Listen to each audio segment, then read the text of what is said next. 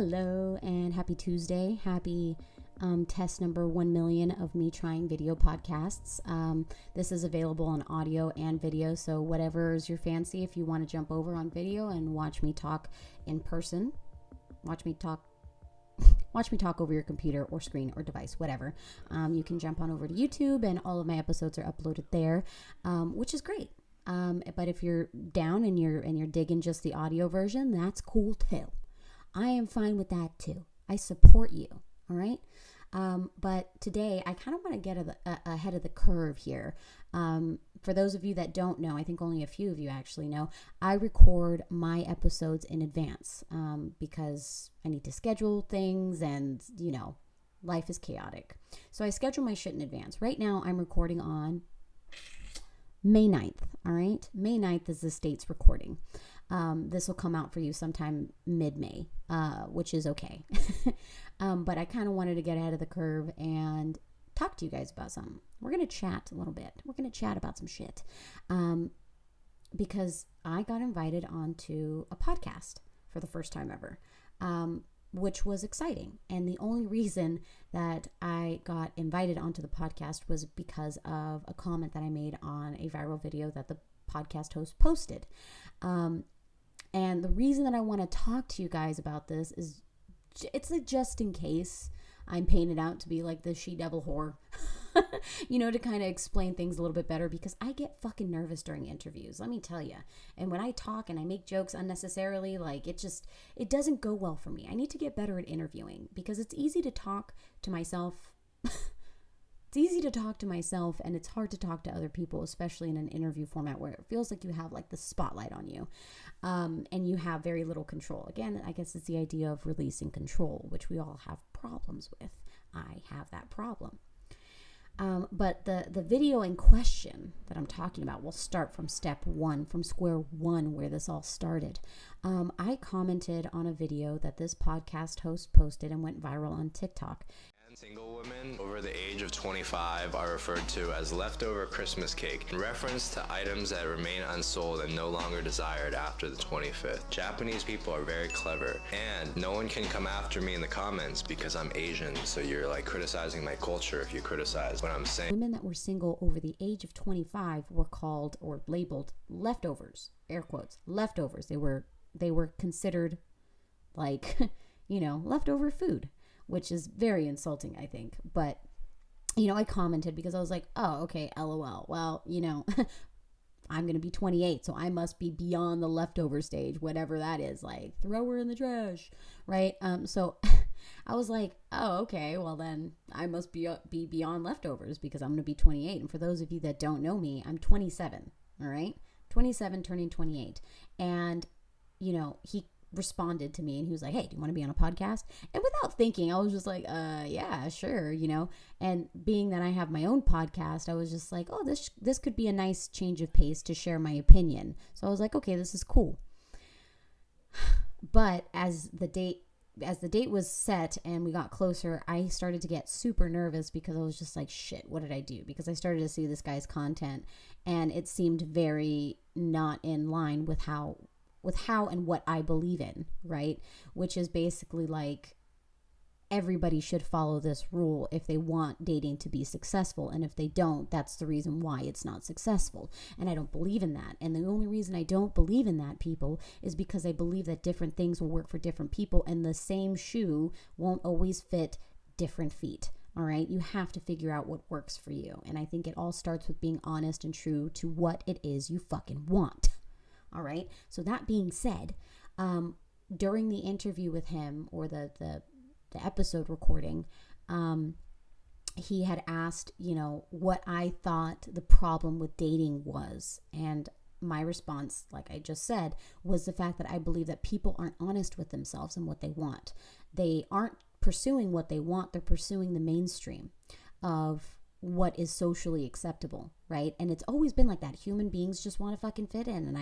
And people, animals, things, we all want to fit in to some extent among our peers, among our family, among society, essentially. And, it's not abnormal to want to fit in, okay? And my thought process is that I believe, again, my opinion, is that people, and this is what I told him, is that I think that people are following trends, and it's normal. It's considered normalized and popular to sleep around. I think that that it's considered popular and normal to sleep around now. It's popular and normal to be, a little bit looser with the idea of sex and not taking it as serious as people did, I guess, in the past. And I've gone over the kind of like chemical cocktail. I've gone over the chemical cocktail of what happens when you have sex, right? You have the little happy hormone rush. It's an entire chemical cocktail when you orgasm, when you come, when you have sex, and all those hormones kind of flood your brain and your body. And when you do that, your body mistakes the action itself with like a bond. Like it's just like, oh, this person is going to be my mate. We're going to have children. We're going to carry on our lineage. You're like, your brain doesn't know that this isn't fucking serious. So of course, I mean, and at different points in your life, you're going to feel differently about different topics. And prior, I'm not above that, because at one point I didn't think that sex was a big deal. I went from a virgin who thought that sex was like, I'm going to wait until marriage, right? To I don't give a shit, I'm going to have sex, if I want to have sex, to now it's like I take it a little bit more seriously, because it's just like, no, I don't want to give my body to somebody that just wants to be in my life temporarily. I don't want everybody to have access to me. But that's me. Again, that's my journey. That's my opinion. That's what I have gathered after being in a position where I was very okay with having sex when I wanted to have sex with people that weren't permanent in my life, that weren't planning on being my forever partners and all that stuff. So your thought process is going to evolve, right, over time, and your thought process on things are going to change. But that doesn't mean that it's going to be a one size fits all, because there's people that have one night stands with somebody and then they fall in love and they get married. Is it a commonality? No, it's not common, but it happens. And they didn't follow the traditional rules of courtship. And in my interview, the guy believed that there wasn't enough shame or ridicule attached to the freedom of sexual expression. Like the Scarlet Letter. There isn't enough of it now, is what his opinion was. And I don't agree.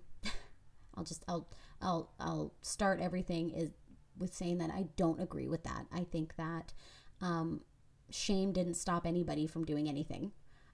It creates a lot of anxiety, and it doesn't really help anything. So I don't agree with that. I don't agree with the thought process that there needs to be more shame, because shame doesn't really help anything. Does shame come internally? Yes, to some extent it does, when we feel guilty over the things and choices that we've made. And that goes with a lot of things. And I told him that what saves us, and this is what I tell everybody, and people don't understand, is that consequence is going to happen no matter what. Consequence is going to happen no matter what. We are going to have to face the consequence of our actions no matter what. So if we're doing something that's reckless with our body and we know it's a risk, we're going to have to deal with the consequence of that. Be it, you have a pregnancy scare as a woman, or a man, right? Because you could sleep with somebody unprotected and she's telling you, oh my God, I'm late, right? So you both could have a pregnancy scare. You both could have an STI or an STD scare. A bunch of things could happen, right? And you can't escape those consequences. Being shamed externally for those choices isn't going to stop that. Essentially, like those consequences are going to exist whether somebody shames you or not. And consequence is the biggest fucking motivator for people that are a little bit more self-aware, right? If you are aware of your actions, right, and you are, you know that what you're doing is reckless. You know that what you're doing, because as an adult, when you learn things, right, as an adult, you get to a certain point where you've experienced enough life to know when something is reckless. And I'll use this as an example, is if you don't know that a stove is turned on and hot and you touch it, does that mean that you're not going to get burned because you didn't know that it was hot or that it was on, that it was flaming? No, you're still going to get fucking burned. So, if people can't use the excuse of, well, I didn't know. It's just like, okay, well then consequence still finds you anyways. And then you learn, right, from those consequences, whatever those consequences are. You end out finding out. It's the whole ideology of fuck around and find out. We all, at one point, have fucked around and found out what the consequences of our actions would be, which is okay, right? But the idea of, there needs to be more shame, I don't agree. Do I think that courtship, that the normal stages of courtship should come back? Yeah, absolutely. I think that people should take it slow. I think people should get to know people and before they sleep with them, and work towards something long and strong. You know what I mean? But again, that's not something that everybody wants for multiple reasons. It could be that they have their own trauma that they need to work through. It could be that they have, fears. They have, there's a multitude of reasons of why somebody might not be ready for a long-term relationship. But including sex into that isn't always, as we know, the best choice, right? Because all it does is give you a little dopamine rush to help you forget what it is you're struggling with. So is having open sexuality great? Yes, I think being understanding and knowing your pleasure centers is very valuable. I think knowing your pleasure centers is a very valuable thing to know, right? But giving sex freely to people, giving your body freely to people, I think at one point or another is always going to yield some kind of consequence. And it could be, a short-term consequence that you realize, or it could be a long-term. We really don't know, right? Until it bites us back in the butt and we're just like, shit, I kind of regret that one.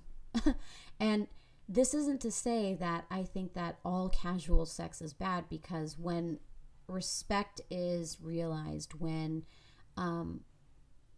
emotion is realized, when honesty is expressed, I think that it can be great, to have open, honest sex with somebody, and have fun, because it's all a part of the learning experience, and you figure out what works for you and what doesn't. But at the end of the day, I think that it's important to really realize what it is you want for yourself. And that's what I articulated in that episode, and probably not well, I'll be honest with you, because I was nervous. But, being able to articulate what it is you want for yourself, for life, for things, is going to be a really, really big step for you. And it's going to be the step that takes you closer to what it is you want for yourself. And again, this is going to evolve as you go through experiences, as you get older, as you move through life. You're going to fuck around and find out in a lot of different ways. Some are going to be great, some are going to be not so great, but you go through seasons in your life for a reason, so that you can learn more and get closer to what it is you want. And what it is you want is going to change, right? Barbie dolls used to make me super happy as a kid. I used to want nothing but Barbie dolls. Now I don't know, I fucking want a motorcycle, or I want, my podcast to grow organically. I want to connect with like-minded people. I want to travel more. There's these things make me happy. True love makes me happy. Being with my family makes me, right? So different things in different seasons of your life are going to make you happy, depending on what you learn and how you grow emotionally and mentally. All those things are going to evolve. So you might feel today, right, that a woman that has over 5 people under her belt as a body count is a whore, and she's like dirty, right? But as you get older and as your body count goes up, you're going to be like, okay, well, maybe 5 isn't that bad. Maybe I misjudged her. She's actually a nice person, or he's actually a nice person, right? Your state of mind is going to evolve if you allow it. If you're in a position to want to grow that mindset through experience, you let yourself experience different situations with different people, and then you grow, and when he had asked me, when the podcast host had asked me why I was single at the age of 27, because I can't remember if he said you seem or you are, but he said you seem / are intelligent, you're attractive, why are you single? It's an age-old question, right? When somebody wants to get to know you, they want to know certain things about you, like, okay, why don't you have a partner? Why don't you have somebody that loves and protects you, right? And it's just like, it's a hard question to answer, right? It's never an easy question to answer, and we're all in different stages of our life. We all want different things, and sometimes the things that we want aren't always readily available or easily attainable. And when it comes to patience and working on yourself and loving yourself, those situations are going to evolve. You're going to evolve your mindset, and you're going to be happier in certain situations now than you were then. So be patient, be understanding, be loving. Understand that every season of your life is supposed to yield a different set of tools that help you learn more about yourself, that help you understand more about yourself.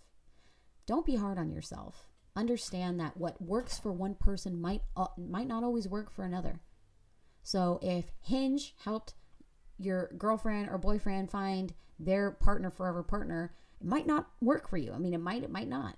You have to try it out and see if it works for you. You have to keep trying different things to see what works for you. Be open to meeting new people. Be open to new situations. Be open to new experiences. And then you'll see that a lot of things happen for a reason. A lot of situations and a lot of interactions happen for a reason.